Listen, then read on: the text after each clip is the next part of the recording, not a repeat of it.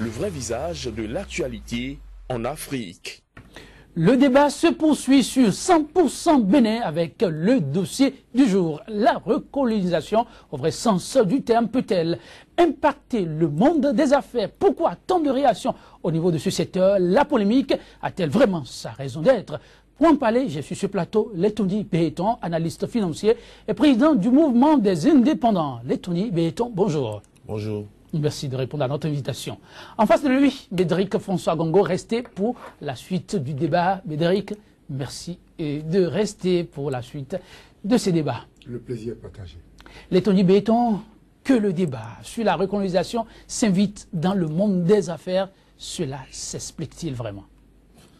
Alors, je crois que vraiment les gens ont raison de s'inquiéter par rapport à la recolonisation dans le monde des affaires. Moi, je pense que je ne vais pas utiliser le mot recolonisation, mais on assiste à un semblant de recolonisation, dans la mesure où, si vous prenez historiquement la France, la croissance économique en France a été toujours basée sur l'exploitation des ressources naturelles en Afrique, c'est-à-dire les produits miniers et agricoles, que la France vient chercher en Afrique, les retourne en France, et les transforme, vient les revendre aux pays africains. Bon, c'est un système qui a été mis en place depuis toujours et qui a perduré jusque dans les années 80.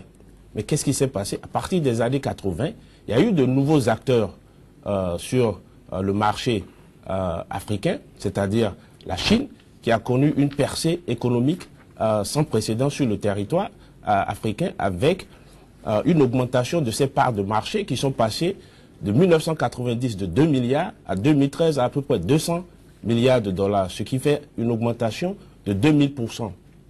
Ensuite, la Chine est suivie par l'Inde, le Brésil, la Turquie, la Corée du Sud et beaucoup d'autres pays. Dans ces conditions, qu'est-ce qui se passe? La France se retrouve dans une situation difficile parce qu'aujourd'hui, n'ayant plus le monopole du marché africain, elle le partage avec les Chinois, les pays émergents et autres, qui, malheureusement pour la France, ne sont pas en train de céder du terrain. Donc, dans ces circonstances, qu'est-ce qui se passe? Il faut que la France trouve un moyen de reconquérir les parts de marché qu'elle a perdues sur le continent africain, dans la mesure où, si vous prenez les années de 2000 à 2011, la France a connu une chute de plus de 10% de ses parts de marché à peu près 4,7%. Ce qui justifie un peu la croissance économique de la France. Aujourd'hui, en 2014, les chiffres de la croissance sont clairs. La France a eu un taux de croissance de 1,1%. Au même moment, quand vous regardez les chiffres économiques en France, tout est en rouge, dans la mesure où aujourd'hui, la France a un déficit d'à peu près 73 milliards pour 2016, un taux de chômage réel de 15,7%, c'est-à-dire que si vous prenez ceux qui sont au chômage, à peu près 10,6% de la population active, et vous y ajoutez ceux qui ne cherchent plus de l'emploi parce que frustrés, à peu près 1,4 million, on se retrouve à un taux de chômage de 15,7%.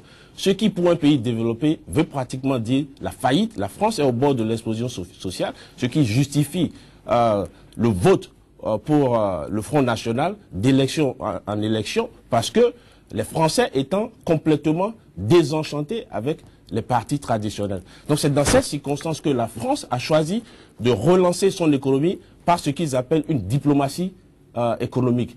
Diplomatie économique qui est portée par Laurent Fabius. Et Laurent Fabius a eu recours à, disons, son meilleur ami, qui est Lionel Zinsou.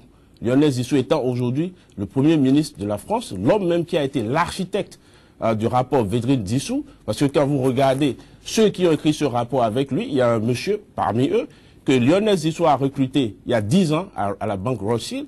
Il faut également ajouter d'autres parmi ceux-là qui ont écrit ce rapport, qui ont servi dans des conseils d'administration avec Lionel Zinsou.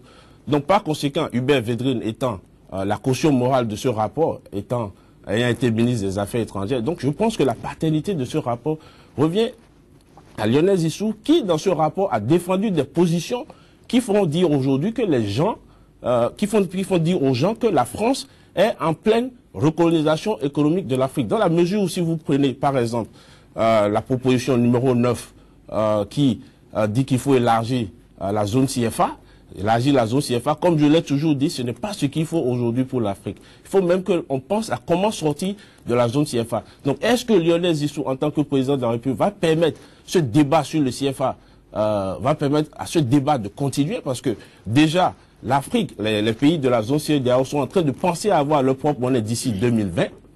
Donc, est-ce que lui, il ne va pas frustrer ce débat autour du CFA qui nous empêche d'évoluer, qui nous empêche d'avoir des infrastructures, parce que notre argent est utilisé par les Occidentaux, surtout par la France, pour construire des centrales électriques et autres. Au même moment, vous prenez la proposition numéro 10, et c'est cette proposition qui doit le plus vous inquiéter, parce que le CFA a toujours été en place, et malgré le fait que la France ait accès à ses réserves bancaires, aujourd'hui est toujours en difficulté.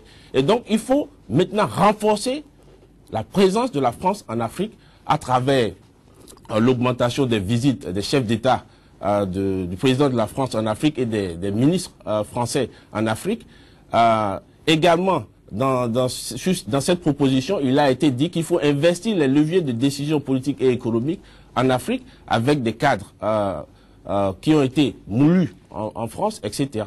Et donc, quand vous voyez tout ça, et vous voyez les conditions dans lesquelles Lionel Zinsou a été nommé Premier ministre, il y a matière à s'inquiéter, dans la mesure où Lionel Zinsou, on essaie toujours de nous le présenter comme ayant été la plume de Fabius, c'est-à-dire une relation d'ancien professeur à un ancien élève. Or, la relation entre Fabius et Lionel Zinsou dépasse cette relation, dans la mesure où Lionel Zinsou a été même présenté comme l'homme des réseaux de Fabius. Vous savez, la relation entre les deux hommes, non seulement une relation professionnelle, entre 1984 et 1986, Lionel Zinsou a fait partie des différents cabinets de Fabius.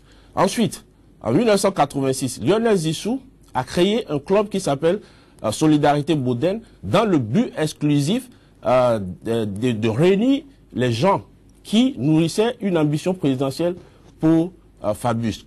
En 2002, il a été choisi comme l'un des animateurs, sinon l'animateur principal du club Fraternité, qui est le cercle de réflexion de Laurent Fabius.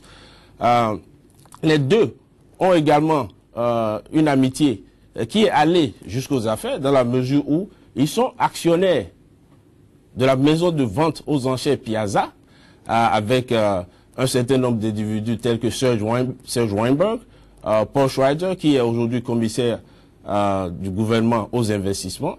Donc, quand vous voyez tout ça, à la proximité de l'homme avec Fabius et l'establishment français, sachant bien que Lionel Zinsou même a dit dans les colonnes du journal français L'Express que Fabius et Dominique Strauss-Kahn sont les deux qui ont le réseau le plus puissant de l'univers économique de la gauche.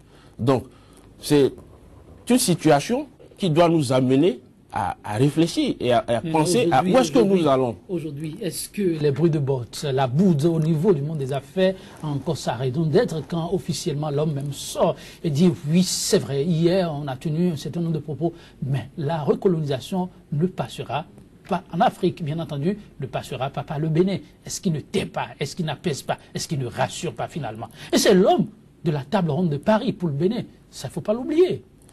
Écoutez, nous allons laisser le révisionnisme aux historiens. Aujourd'hui, nous n'allons pas passer notre temps à revoir ce qui a été les pensées de Lionel Zinsou. Lionel Zinsou, par le passé, a été clair.